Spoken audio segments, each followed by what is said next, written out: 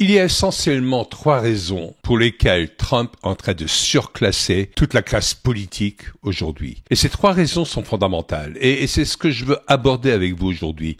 Parce qu'on peut tous être émerveillés devant toutes les réussites que Trump est en train d'avoir en ce moment.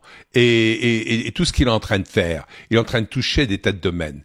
Mais il y a trois raisons dans son fonctionnement qui ont permis ceci. Premièrement, c'est presque contradictoire par rapport à quelqu'un de son âge. Il a quand même 78 ans.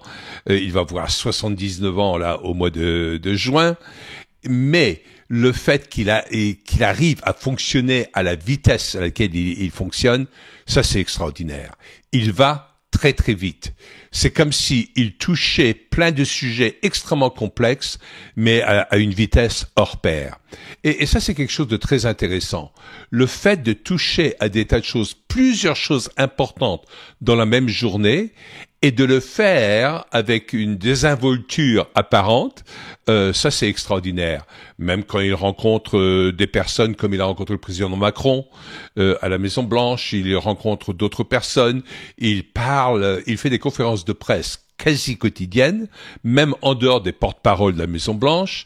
Il vient d'organiser son premier conseil des ministres depuis qu'il est au gouvernement, où ils étaient tous là, ils ont tous parlé d'énormément de choses, et on voit, même pour ceux qui ont pris le temps de l'écouter, parce que tout a été filmé, bien sûr, il y a une partie qui était filmée pour tout le monde, et puis d'autres choses ils ont abordé dans le secret gouvernemental. Mais quand on voit que Trump touche sa bille, c'est-à-dire il est au courant de tous les dossiers, il arrive de passer d'un dossier à l'autre à une vitesse énorme, ça c'est épatant. Donc la vitesse c'est la première chose. La plupart du temps, on voit qu'en politique, les gens prennent du temps. S'il y a quelque chose qui remonte au gouvernement, ça va prendre des semaines, des mois, parfois des années pour qu'une décision soit prise. On dit il faut attendre. On l'a vu au moment des incendies en Californie. Au début, il disait, ce sera pas avant 6 mois que les gens vont pouvoir réintégrer, voir leur maison, des tas de raisons. Et Trump, devant la maire de Los Angeles, a dit non, on va le faire bien plus vite. Elle a dit d'accord, on va le faire en 3 mois. Il dit non, plus vite. Elle a dit en 1 mois. Et Trump a dit dans 1 semaine, pas plus. Donc le simple fait de dire ces choses, ça accélère tout. Et quand on dit que ça va se faire dans ces temps-là, d'un seul coup, ça amène tout le monde à se précipiter. C'est-à-dire, sa décision d'aller vite n'a pas seulement un impact sur lui-même, parce qu'il va faire les choses vite, mais c'est comme si tout le monde recevait un mot d'ordre et eux vont commencer à fonctionner à une grande vitesse également. Donc, la vitesse, c'est primordial. Les gens disent, oui, mais quand on va vite, on peut faire des erreurs bien plus vite. Trump n'a pas de problème d'image de lui-même, et s'il y a quelque chose qui n'était pas totalement juste ou un peu exagéré ou un peu pas très précis, il va le préciser après, il va le corriger après. Ça ne le dérange pas de dire oui, là, voilà ce qu'on voulait dire, etc. Et comme il a fait accepter par tout le monde qu'il part toujours d'une façon dithyrambique, que la plupart du temps il parle d'une façon exagérée, hyperbolique, on lui attribue déjà ça, donc on va pas lui en tenir rigueur. Parce qu'on sait que c'est toujours comme ça qu'il va parler de tout. En exagération, pour attirer l'attention, pour que ça se passe de cette façon-là. La deuxième chose qui est fondamentale dans sa façon de fonctionner, c'est l'abondance d'informations. De nouveau, quand on pense qu'en ce moment, il est en train de traiter d'énormément de dossiers, il est en train de travailler avec Robert Kennedy Jr. sur toute la santé, sur tous ces aspects-là. Et quand il avait Robert Kennedy Jr. à côté de lui, il avait expliqué, et on lui avait posé une question sur, par exemple, il y a une explosion de rougeole en ce moment dans le Texas de l'Ouest, et il y a eu un enfant qui est mort. Et donc lui pose une question, et puis comme Robert F. Kennedy Jr. était là à côté de lui, il a dit Robert, qu'est-ce que tu peux nous dire là-dessus? Donc ça ne le dérange pas d'ouvrir des tas de portes en même temps. De l'autre côté, on sait que à l'heure à laquelle je suis en train d'enregistrer là, aujourd'hui, on devrait ouvrir et sortir la liste Epstein. Et donc là, il va y avoir beaucoup de conséquences. De l'autre côté, Trump vient d'annoncer, avec plus de précision encore, toutes ses intentions d'assainir la fiscalité américaine. Au début, on croyait qu'il y avoir que 3 sujets là-dedans: le fait qu'on annulait les impôts sur les heures supplémentaires, le fait qu'on annulait les impôts sur les pourboires et le fait qu'on annulait les impôts sur les retraites. C'est-à-dire, quand les gens touchent leur retraite, ils ne paieront pas d'impôts sur l'argent qu'ils touchent par rapport à leur retraite. Et là, on vient de découvrir que c'est pas seulement 3, mais il y en a 8 en tout. Donc, il y en a 5 autres.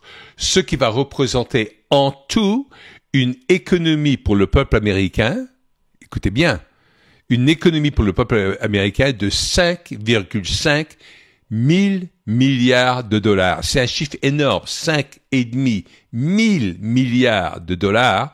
C'est gigantesque. Et donc, tout cet argent-là, au lieu de partir vers un gouvernement où ça va s'engouffrer, ça va être utilisé éventuellement, comme on l'a déjà dit, par le USAID, par la CIA, par l'État profond, à des fins souvent très illicites, cet argent va revenir dans l'économie parce que les gens vont soit le dépenser, donc ça va directement dans l'économie, soit l'épargner. Et s'ils épargnent, c'est une forme d'investissement. La plupart des Américains épargnent dans les 401k, qui est une retraite secondaire, mais qui elle-même est appuyée sur la bourse, c'est-à-dire ça réinvestit dans l'économie de nouveau. Donc, cette quantité d'argent qui va prolonger en plus la réduction d'impôts d'une façon généralisée que Trump avait amenée lors de son premier mandat, maintenant ça va être entériné, ça va aller de la même façon. Et il est en train de le faire, pas seulement par arrêté présidentiel, pas par décret présidentiel, mais il le fait en le faisant voter par la Chambre des représentants qui a déjà dit oui, ils ont voté oui, c'est passé, et maintenant il n'y a que le Sénat qui doit voter oui pour que ça se fasse. Mais dans ce cas-là, c'est entériné automatiquement et ça ne pourra pas être renversé immédiatement par un décret présidentiel, par un futur président qui arriverait après lui. Parce que dans ce cas-là, c'est une loi, c'est pas seulement un décret, donc on ne peut pas y toucher de la même façon. En même temps, Trump, quand on parle d'abondance, est en train de parler de l'Ukraine. Et là, il va sur tous les plans. Premièrement, il a dit que Zelensky était un dictateur non élu, et on sait pourquoi, parce que ça va sortir, c'est déjà en train de sortir que, en fin de compte, on a accusé Poutine d'avoir envahi l'Ukraine et que c'est lui qui a démarré la guerre en 2022, en février 2022, mais là, on est en train de découvrir que la guerre, en fin de compte, elle existait au moins déjà en 2014, financée par la CIA et la USAID, et il y avait eu tous les événements de Maïdan qui étaient financés par 5 milliards de dollars, qui ont contribué à amener les gens à descendre dans les rues, où il y a eu un genre de révolution de couleur artificielle qui avait été organisée par tout ça, et Zelensky avait joué un rôle juste auparavant dans une série télévisée ukrainienne où il était un enseignant qui avait été choisi pour jouer le rôle d'un président de l'Ukraine. Et donc, on voit que Zelensky a été mis en place de cette façon-là, que toute la révolution avait été faite de cette façon-là, et que l'armée ukrainienne, et notamment certaines parties de l'armée ukrainienne, qui sont le bataillon Azov, le bataillon nazi chez les Ukrainiens, qui bombardaient Donbass, Donetsk et tout ça, et qui ont tué plus de 15 000 civils, notamment beaucoup d'enfants péris, ont disparu, etc. Donc Trump est en train d'examiner tout ceci pour établir d'abord avec qui est-ce qu'on va parler de la paix en Ukraine. Et il considère que c'est pas Zelensky de décider quoi que ce soit, parce qu'il le considère comme dictateur illégitime, et comme les pays européens, tout autant que le gouvernement américain, mais Trump a déjà contre-attaqué sur le gouvernement américain qui existait à l'époque de Biden et qu'il n'était pas légitime dans le fait de soutenir l'Ukraine. Et même Trump ne pense même pas que le gouvernement Biden était légitime à cause des élections en 2020 qu'il considère comme avoir été truquées. Et je pense que dans un avenir proche, on va découvrir que c'était le cas. Et donc, il est en train de s'adresser à tous ces sujets-là. En même temps, il est en train de préparer la paix en Ukraine avec le fait de récupérer des tas d'investissements, tout l'argent que l'Amérique a dépensé de la part de Biden, où il y en avait pour 250 ou 300 milliards de dollars, et dont beaucoup sont même pas arrivés jusqu'en Ukraine parce que ça graissait les pattes d'un peu partout. Il y a des partis de son gouvernement maintenant qui vont dévoiler tous les sénateurs et les congressmen et les membres du gouvernement américain qui ont reçu des pots de vin pour soutenir l'Ukraine, aussi bien démocrates que républicains. Tout ça, ça va revenir à la surface. Donc, il est prêt à s'attaquer à tous ces gens-là également. Abondance sur tous les fronts. Et il va voir que l'Amérique va pouvoir récupérer un remboursement par le biais de tous les minerais rares qui existent en Ukraine. Et c'est de ça dont il parle avec Poutine, quelle partie va revenir à la Russie, quelle partie va revenir aux États-Unis, parce qu'aujourd'hui, il n'y a pas de régime légitime en Ukraine. Donc, qu'est-ce qui va se passer? Il va y avoir sans doute de nouvelles élections et on va voir de quel côté elles vont être et tout cela. De toute façon, déjà en Ukraine, Zelensky profite de très peu de soutien populaire. Il a moins de 10% du soutien de la population. Bien sûr, parce qu'il les a envoyés en tant que chair à canon. Donc, c'était pas quelque chose de justifiable. En même temps, comme il est déjà en train de négocier, de pourparler avec la Russie, il est sur un autre thème financier et commercial, sur la production d'aluminium dans le Krasnoyarsk, c'est une région de Russie, où il va y avoir de l'investissement américain qui va aller là-bas, mais l'Amérique va retirer énormément de bénéfices là-dessus, et la Russie également. Donc, ça fait partie des négociations que Trump fait qui sont gagnant-gagnant.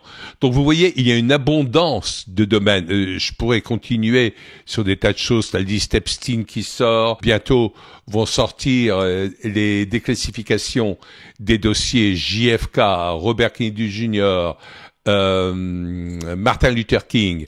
En fin de compte, dans tout ceci, Trump est en train d'exposer tout ce que l'État profond faisait auparavant, mais il faut qu'il ait des plans et des projets pour compenser tout ceci, pour pouvoir agir derrière. Il faut que ça fasse partie d'une politique générale. La même chose est en train de se passer sur le Fort Knox, sur l'or, sur l'avenir des impôts d'une façon générale aux États-Unis et également sur la Federal Reserve, parce que la Federal Reserve va être mise dans l'embarras. C'est-à-dire, Trump ne s'attaque pas à l'État profond avec des armes, ne s'attaque pas uniquement par la justice pour les attaquer, mais plutôt pour faire la lumière.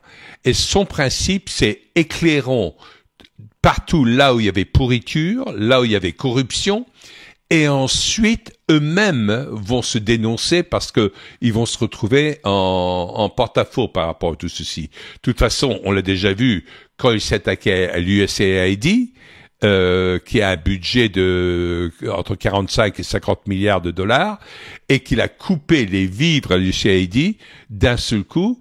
Il y a même énormément d'agences de presse et de médias internationaux qui en ce moment se sentent obligés de licencier des gens, d'arrêter de parler parce qu'ils ne sont plus financés. Donc quelque part, il s'attaque à toutes les finances partout.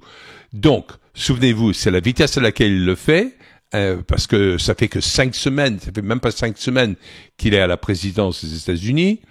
Et donc, il est en train de faire les choses à une vitesse grand V. On parlait des 100 premiers jours. Dieu seul sait tout ce qui va être encore fait pendant les 2 mois qui suivent pour atteindre les 100 premiers jours, pour voir effectivement tout l'impact de la politique de Trump. Il le fait par une abondance de sujets auxquels il s'attaque en permanence. Et c'est pas à tire-larigot. Ça va pas dans tous les sens. Tout ceci est bien organisé pour éclairer la situation, pour que le peuple suive. C'est pour ça que il fait des choses aussi sur les impôts, parce que comme ça, le peuple sera de son côté dans le fait de le faire. Et donc, souvenez-vous, vitesse, abondance, Mais le troisième qui est extrêmement important là-dessus, c'est la communication. Parce que sur toutes les choses qui se font, Trump communique. Il communique en faisant des posts sur X, mais il communique également en parlant devant la presse d'une façon régulière et en lâchant des phrases qu'il sait que tout le monde va saisir. Et comme il communique d'une façon très rapide, la presse n'a même pas le temps de réagir. S'il réagit sur une chose qu'il a dite, même ça, c'est tout de suite écrasé parce qu'il a dit 2, 3, 4 de plus déjà sur d'autres sujets. Donc, ils ont toujours plusieurs temps de retard et ils semblent incapables de pouvoir vraiment réagir à tout ce qu'il dit. Et ils sont surtout dépassés par tous les réseaux sociaux, par toutes les organisations alternatives d'actualité et d'information qui passent sur les réseaux sociaux, sur Internet, et même, en réalité, dans la salle de conférence de presse à la Maison-Blanche, il a viré tous les médias classiques et il a invité bien plus les réseaux sociaux parce qu'il sait qu'ils ont bien plus d'influence. Il les a mis au premier rang. Et ça, c'est phénoménal. Et ça l'a jamais dérangé de permettre à des gens qui étaient contre lui de poser des questions et de répondre à des questions difficiles. Ça, il aime même presque trop ça parce que comme il a une rapidité d'esprit et il peut réagir face aux gens très rapidement, c'est quelque chose qui lui plaît. Donc, Trump sait réagir de cette façon-là. Il sait mettre des choses en avant et il sait communiquer sur elles. Donc, la vitesse à laquelle il le fait, ça c'est fondamental, ça c'est vertigineux. Il y a même pas mal de gens, même dans les réseaux sociaux et dans les médias alternatifs qui disent « mais j'ai la tête qui tourne avec tout ce qu'il est en train de faire.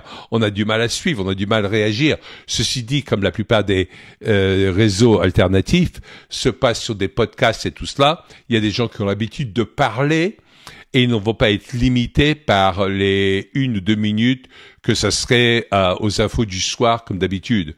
Mais ils vont pouvoir parler d'une façon un peu plus longue. On sait que des gens comme Idriss Aberkane en France, ils vont régulièrement faire 1 heure ou 2 heures en podcast. Ils vont parler aux gens, ils vont prendre le temps pour expliquer des choses. Et il y a de plus en plus d'intérêt chez des gens à écouter des podcasts comme celui que je suis en train de faire en ce moment, parce qu'il y a plein d'informations. Et le fait que Trump soit en train de faire tellement de choses à très grande vitesse, avec une telle abondance, eh bien, ça nourrit des tas de sujets qu'on a envie de partager avec vous. Parce que tous les jours, il va y avoir de nouvelles choses. Il va y avoir de nouvelles choses que la Maison-Blanche et que les informations sont en train de communiquer très vite. Là, hier ou avant-hier, il y avait la visite du président Macron à la Maison-Blanche, à tel point qu'on a même oublié de parler de Keir Starmer, le Premier ministre britannique, qui était allé à Washington, et Trump l'a même pas reçu. Il a été reçu uniquement par J.D. Vance. C'est comme une gifle énorme sur le plan diplomatique par rapport à Starmer, qui avait été très critique de Trump pendant les élections. Et Trump, ça, il va pas oublier ce genre de choses. Et il veut que toutes les choses reviennent à la surface. Là, à cause de tout ce qu'il est en train de dire, il y a des gens qui lui disent, bah oui, mais Zelensky, pourquoi si son intérêt c'était l'Ukraine, pourquoi est-ce qu'il n'avait pas arrêté la guerre avant? Il a rappelé qu'au bout de 2 ou 3 mois de guerre, Zelensky voulait arrêter la guerre, voulait négocier déjà avec la Russie, voulait négocier avec Poutine, parce que Zelensky savait dès le début que c'était cause perdue sur le plan militaire, que l'Ukraine a été battue, malgré tout ce qu'on entendait dans les médias officiels, qui disaient « Oh non, l'Ukraine est en train de gagner, etc. » Il n'en est rien. Qu'est-ce qui s'est passé à l'époque? Boris Johnson avait été envoyé par le Royaume-Uni pour dire à Zelensky de continuer à se battre, que la guerre doit continuer. Pourquoi? Parce que c'était tout le blanchiment d'argent qui venait des États-Unis, puis à ce moment-là, l'administration Biden était complètement de mèche avec Boris Johnson, et il dirigeait tout de cette façon-là. On découvre également, et ça va être encore plus ouvert, c'est Jeffrey Sachs, qui est une sommité immense dans les connaissances économiques internationales, qui était le premier à avoir dit que l'explosion du Nord Stream, c'était du fait des Américains. Et que c'était pas du tout... on avait prétendu que c'était la Russie qui bousillait elle-même ses propres sources. Parce que on voulait assécher l'économie et la dépendance d'énergie allemande de la Russie, parce que l'Allemagne recevait toute son énergie de la part de la Russie, pour que l'Allemagne achète le gaz liquide bien plus cher aux États-Unis à l'époque. C'était une question de corruption également.